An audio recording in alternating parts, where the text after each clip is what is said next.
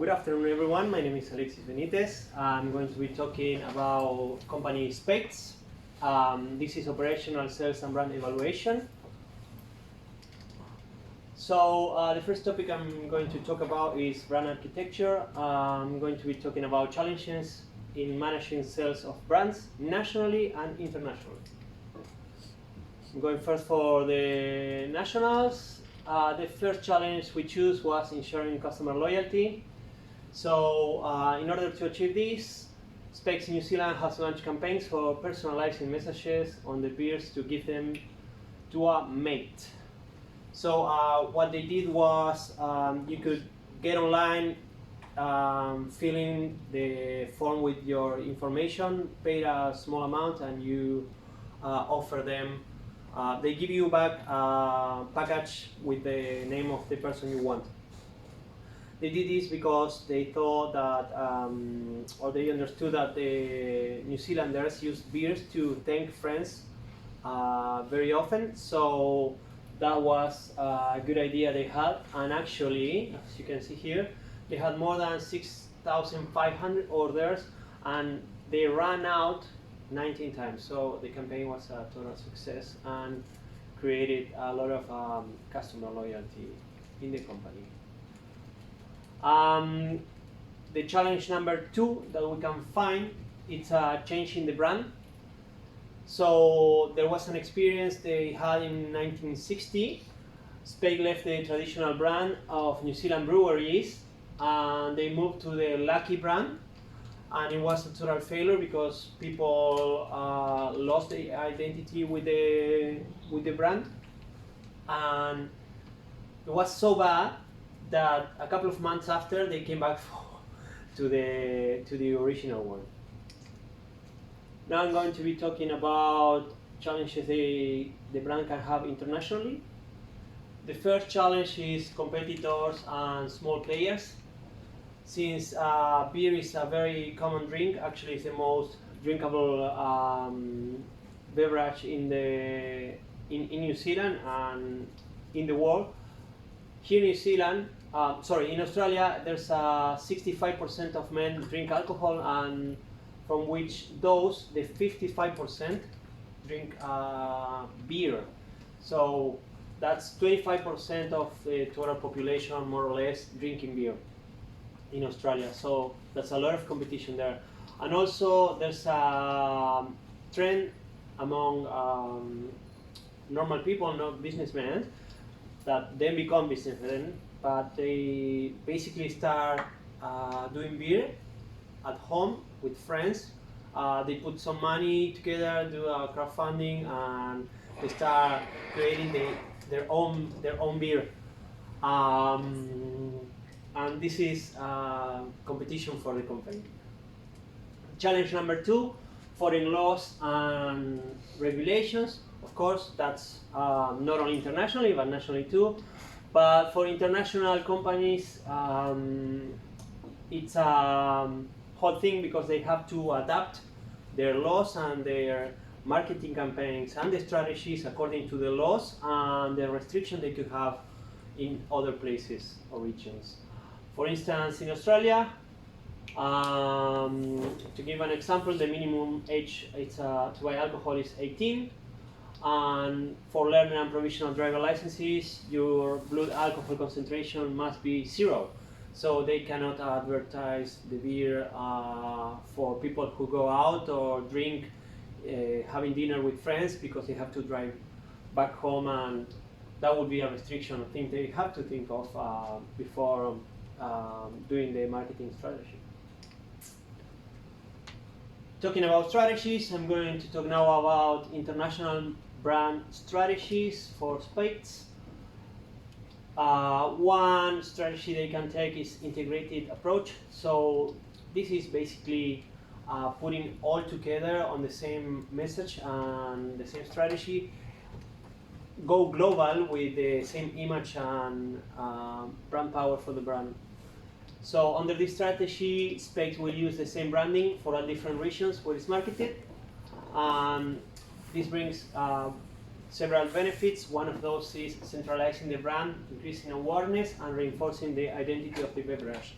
since all the customers are under the same strategy or understanding of the brand, that creates self-awareness of it and makes the company more well known on the regions where it is.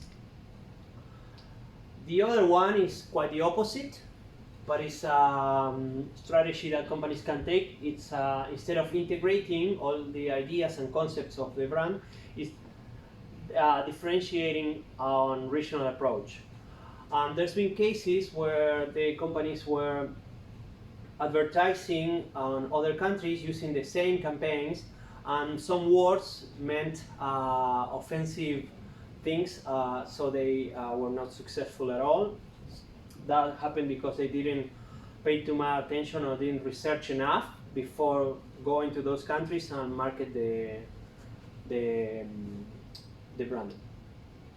So by doing this, the company can focus on particular countries or culture and use this platform to optimize promotion, enhance customer loyalty, and increase profits. Yeah. Advantages of international brands. Brand awareness. So in order to achieve this, they can put focus on the friendship and advertise new commercials oriented to blue-collar workers, for instance.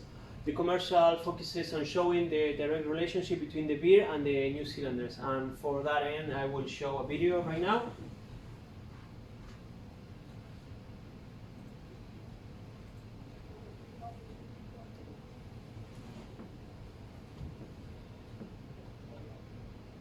Just rhythm. All right. Yep. Here we go. So stand on me. Can you ride a bike? You can check in the dip.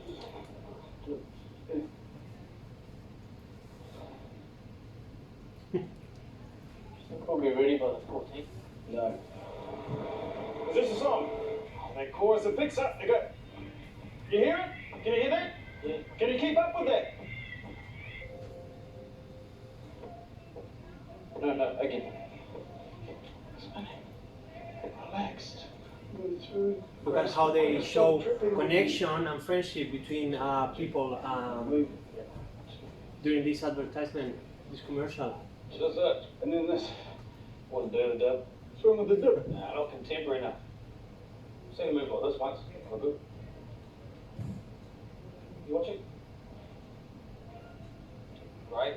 Wish. Yeah, that move's particularly bizarre. Very tense. You don't. One. Doesn't matter if you're not looking at it. Look, he's worried. One. Nah, I would be a bit more relaxed about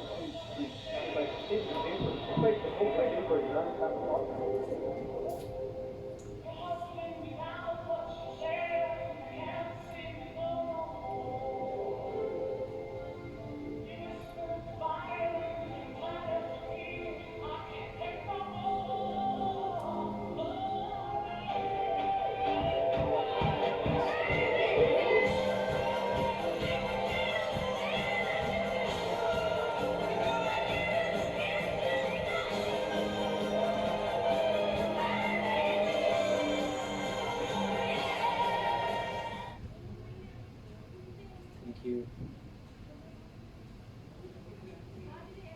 So we have shown how they have put focus on brand awareness by showing this importance of friendship and how that is connected to the beer, especially with this brand. The other is customer loyalty. So by going internationally, Spade has become a well-known brand in the region. The company can spread the same message and use its power to promote itself, increasing awareness and profitability.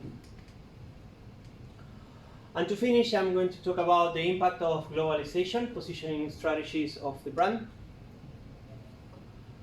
So the first thing I'm going to talk about is position brand properly. This is, in order to achieve this, the company has first deeply understand its position and what are the competitive advantage. that it has.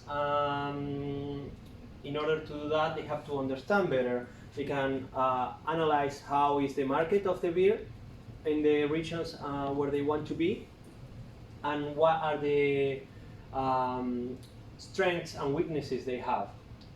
So they have researched the market where the brand is consumed and what the supplies are for both itself and the competition, as I said. The second one is know how your brand translates for globalization. Going international can be highly beneficial, but also create a big problem. Spain needs to study and understand the cultures where the procedures are going to be sold in order to not send a message that even successful in some regions can be a disaster in others, as I said before. The other one is think broadly. Means that Spain, for instance, is expanding regionally within Australia and Pacific Islands. So in order to succeed on this process, the company brand needs to be broad enough to get customer engagement and ease the awareness among new clients. To finish, brand positioning. Positioning is the idea of people has of the brand as a collective, the concept they understand of what the brand means and what is its proposal. For instance, what they have done, the Spec slogan is Pride of the South because the company was originated in the South, and they put too much focus on that tradition. And by doing this, they have segmented the market to that and use that as a platform to go and expand to other markets. This has to be adopted for Australia and Pacific Islands as well, of course, because they cannot be Pride of the South in Australia. That wouldn't make much sense. And same for the Pacific Islands, in order to position the brand in those regions. Thank you. Any questions for Alex? No question. Thank you, Alex. Thank you for your Thank time. you very much. We don't have enough time for questions. Just wrap it up.